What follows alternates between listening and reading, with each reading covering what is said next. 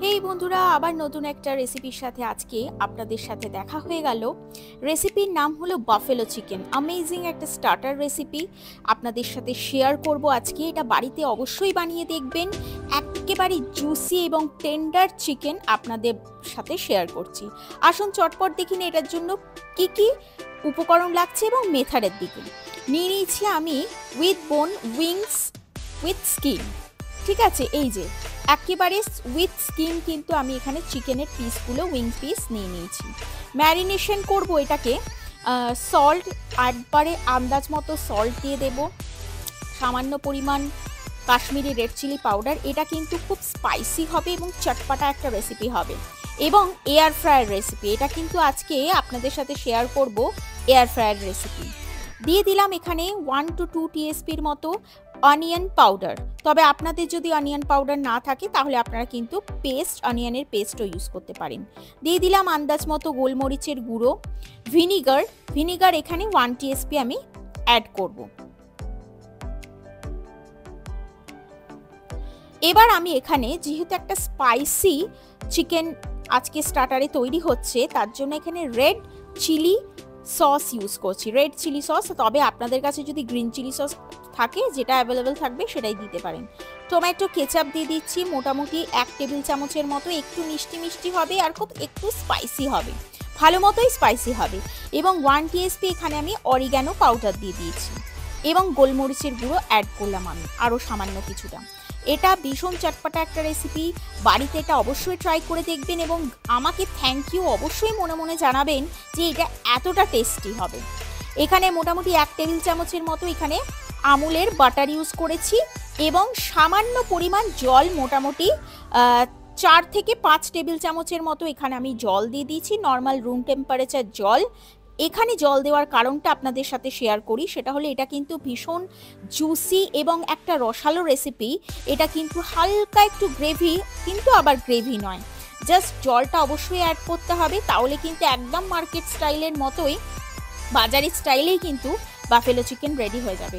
এটা কিন্তু একটা এয়ার ফ্রায়ার রেসিপি। দেখে নিন, ম্যারিনেট করে আমি রেখে দিয়েছি এখানে মোটামুটি 45 মিনিট মতো।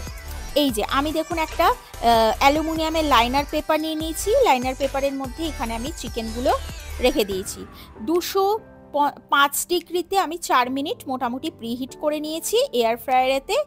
এবার আমি এটা ইনসার্ট করব এবং 185 থেকে 190 ডিগ্রিতে আমি মোটামুটি উলট পালট করে, টোটাল আমার টাইম লেগেছে 25 থেকে 30 মিনিট মতো টোটাল আমার টাইম লেগেছিল।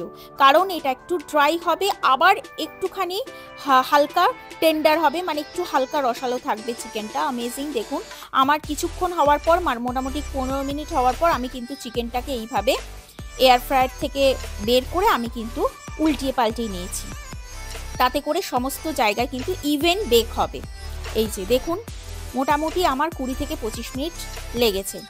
আপনাদের বেশিও লাগতে পারে, এর কমও লাগতে পারে বন্ধুরা। এই যে দেখে নিন, আমি কিন্তু লাস্টের দিকে 190 ডিগ্রিতে আরও 10 মিনিট কুক করে নিয়েছিলাম, মানে রোস্ট করে নিয়েছিলাম।